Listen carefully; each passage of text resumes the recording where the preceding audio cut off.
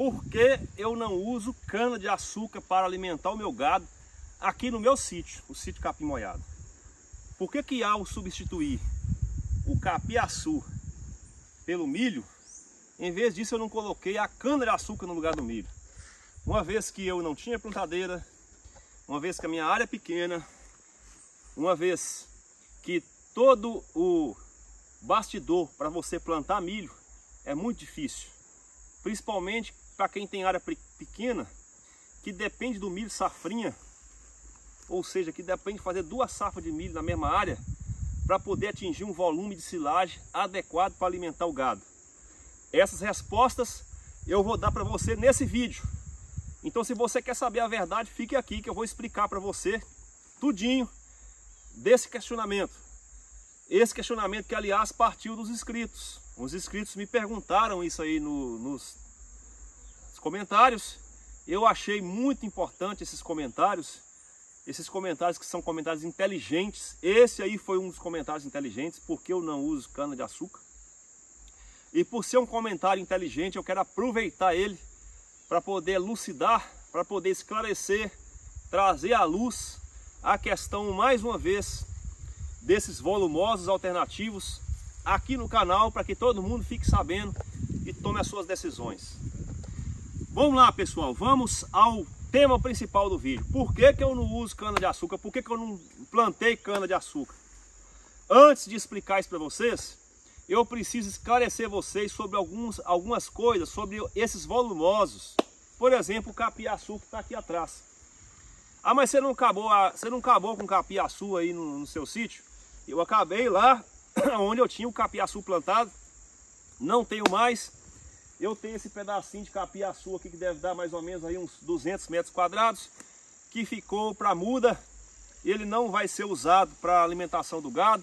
A alimentação do meu gado que vai ser o milho. O milho já está plantado, já foi colhido o milho safra, e o milho safrinha está assim pequenininho. No próximo vídeo eu mostro para vocês. Ficou esse quadradinho aqui de 200 metros quadrados aqui no sítio Capim Molhado. Se algum vizinho meu quiser o capiaçu, alguma outra pessoa quiser muda, eu ajeito a muda aqui. Esse pedacinho está aqui na parte que é do meu irmão. Não está na minha parte, mas é do meu irmão, mesma coisa de ser meu. Então está aqui. Quem quiser muda, que for vizinho meu que estiver perto de mim, pode vir buscar a muda aqui sem problema. Bom, então esses volumosos, como o capiaçu, como cana-de-açúcar, são volumosos que atraem bastante os olhares dos meus inscritos, dos produtores do Brasil e do mundo. Por quê? Porque em cima deles tem uma promessa fantasiosa. Que promessa fantasiosa é essa? Plante capiaçu, plante cana-de-açúcar, que você vai produzir bastante por hectare e você vai resolver todos os seus problemas. Porque o capiaçu produz mais matéria seca por hectare, produz mais proteína por hectare, produz mais NDT, assim como a cana. Isso é verdade? Isso é verdade. Só que nós temos que aprender a interpretar esses valores, tanto da cana, quanto do capiaçu, quanto de qualquer outro volumoso que venha trazer uma promessa fantasiosa para você. Eu vejo até em alguns canais, até de amigo meu, que faz cálculos em cima da quantidade de proteínas que é produzidas por hectare, em cima da cana e do capiaçu, por exemplo, que é um cálculo fantasioso. Por que é um cálculo fantasioso? Se você pegar a cana e o capiaçu dá 300 toneladas por hectare, a cana dá 70, e você for fazer a quantidade de NDT, que é energia, e de proteína que os dois produzem por hectare, eles vão bater no milho. Só que tanto essa proteína quanto essa energia estão diluídas, estão espalhadas dentro desses dois volumosos, tanto da cana quanto do capiaçu, no meio das fibras. Então, para que a vaca possa digerir, possa chegar até essa proteína, para que o intestino da vaca, o rumen, o organismo consiga acessar esses nutrientes, proteínas e energia que nós chamamos de NDT, esse intestino, esse organismo, esse rumen tem que fazer muito esforço. Eles têm que quebrar muita fibra, no caso da cana, por exemplo.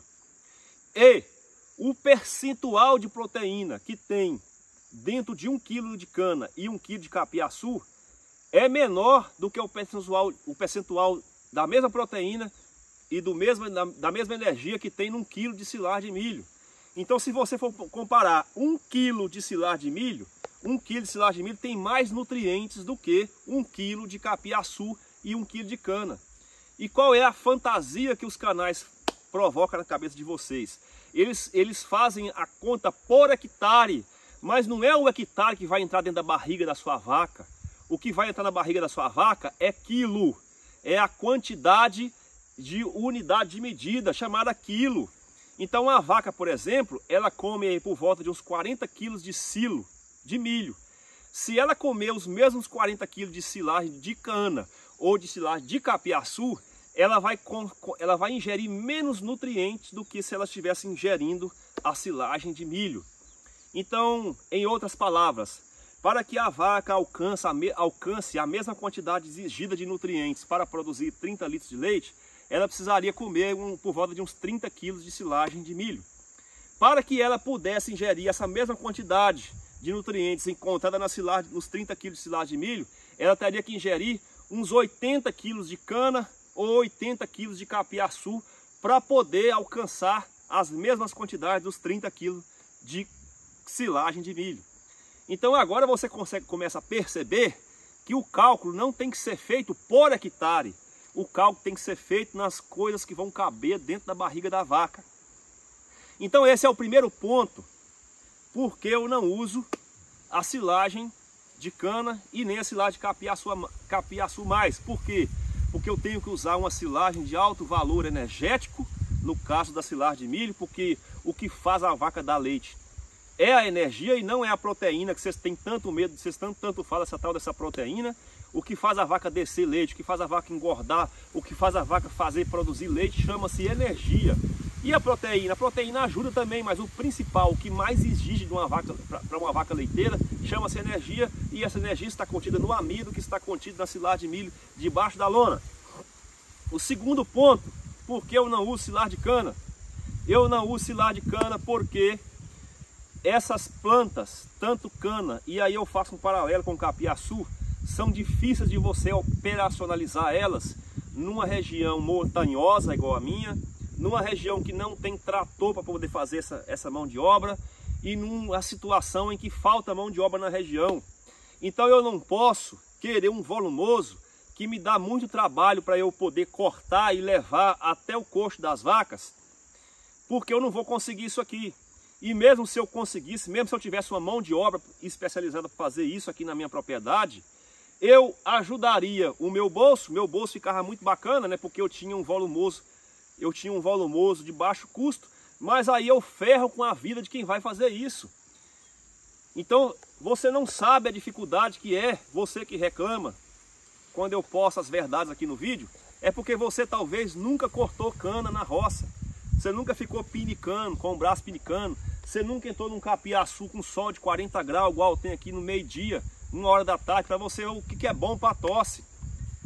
Você não dura 2 meses aqui. Você mesmo que gosta de criticar os vídeos, que gosta de falar muita coisa que você não sabe, colocar você para cortar cana, você não dura 2 meses. E a mesma coisa eu digo para o capiaçu. Não dura 2 meses. Por quê? Tem que vir aqui no sol quente, bater cordão, levar para não sei aonde, sua coluna está arrebentada. Então, primeiro, meu filho, é o ser humano. Tem gente que tem umas vacas lindas, maravilhosas, dá tudo de maravilhoso para a vaca comer. Aí quando você vai na casa dele, a casa dele está caindo nos pedaços. E ele não tem coragem de pagar uma pizza para a mulher dele. Se o filho dele falar assim, pai, me dá um pirulito, ele não dá o pirulito para o filho. Me dá um pastel com um refrigerante, ele não dá o pastel com refrigerante para o filho dele. Mas para as vacas dele ele dá. Ou seja, primeiro você tem que pensar em você, no seu conforto, na sua saúde, na sua felicidade. Depois é as vacas. Se você não está dando conta de cuidar nem de você, meu filho, você vai cuidar de vaca? Então primeiro você tem que pensar em você. E é por isso que eu não mexo mais nem com capiaçu e muito menos com cana. Porque cana vai me dar o mesmo desgosto do capiaçu. Muito trabalho, muita canseira, ninguém quer vir cortar. Aquela bagunça toda para poder colocar no coxo. Ah, mas a cana tem muita energia, a cana tem muito carboidrato, capiaçu não tem. Isso tudo é verdade, isso tudo eu sei disso. para eu chegar nessa conclusão de chegar a plantar milho hoje, foi muito tempo, meu filho. Não foi assim, ó, já sei, vou plantar milho agora, não quero mais capiaçu, não quero mais cana. Não, não é assim não. Eu tenho que fazer um planejamento para eu entrar na atividade. E a mesma coisa eu digo para você que está aqui vendo esse vídeo meu. Não é para você ver meu vídeo e sair destruindo seu capiaçu e sua cana não, parceiro. Você vai planejar as coisas, você vai fazer as coisas organizadas. Eu tô com milho safrinha nascidinho, o trem mais lindo do mundo aqui, porque por causa que eu planejei. Então o segundo ponto é esse. O segundo ponto é porque essas forrageiras são difíceis, mas muito difíceis de você transportar dentro da sua propriedade. E terceiro e último ponto, por que que eu não, em vez de colocar milho, eu não coloquei a cana? Porque a cana, assim como o capiaçu que está aqui atrás, são plantas do ponto de vista agronômico. Do ponto de vista agronômico. Lindos, maravilhosos. Olha só que capiaçu bonito. Olha o tamanho desse bicho aqui, ó. Ó. Olha só o tamanho. Opa, quase que eu caí. Tá batendo aí uns 5 metros de altura. Tá batendo uns 5 metros de altura. Ele é muito bonito. Para eu ficar admirando ele é bonito. Para eu ficar olhando, nossa, que bichão bonito. Nossa, que coisa mais linda. Ô, capiaçu, capiaçu. É muito bonito para eu ficar admirando. Admirar essa planta é muito bonito. Eu admiro ela, eu sou agrônomo. Então o agrônomo gosta de planta. Eu adoro admirar o capiaçu. Mas quando você pega isso aqui e coloca no coxo, as vacas não admiram. A mesma coisa eu digo para cana. Cana é muito bonito você ficar olhando a cana. Nossa, que cana bonita, que cana maravilhosa. Olha o tamanho do toledo dessa cana. Eu vou chupar essa cana agora. Você vai lá, corta. Aí se você quiser fazer um cabo de enxada com a cana, você tá lá chupando, você tá lá capinando a sua terra lá. De repente dá sede. Você vai lá e chupa o cabo da enxada. Você tira o cabo da enxada que foi feito de cana, corta ele e você vai tomar aquela garapinha gostosa. Ou você vai pegar a cana, vai passar no engenho ali para você fazer um caldo de cana, uma garapa para comer com pastel.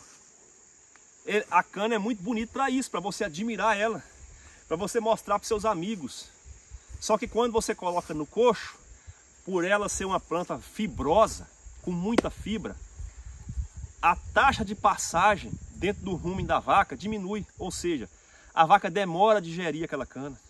Ela demora a processar aquilo dentro do rumen dela. Aquilo demora a fazer digestão e ela ingere pouca quantidade de cana.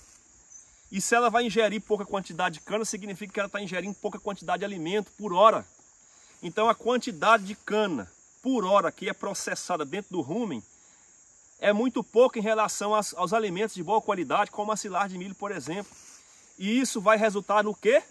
Em baixa produção de leite, porque se a vaca está ruminando pouca cana, porque a cana tem muita fibra, é sinal de que produz menos leite. Ah, mas você pode corrigir isso com ureia. Isso é verdade? Isso é verdade. Se você colocar ureia, vai aumentar o número de bactérias dentro do rumen do animal. A ureia faz as bactérias aumentar o número delas mesmas dentro do rumen e você consegue processar mais cana por hora. Porém, você trabalhar com ureia, você tem um risco de você ter um acidente.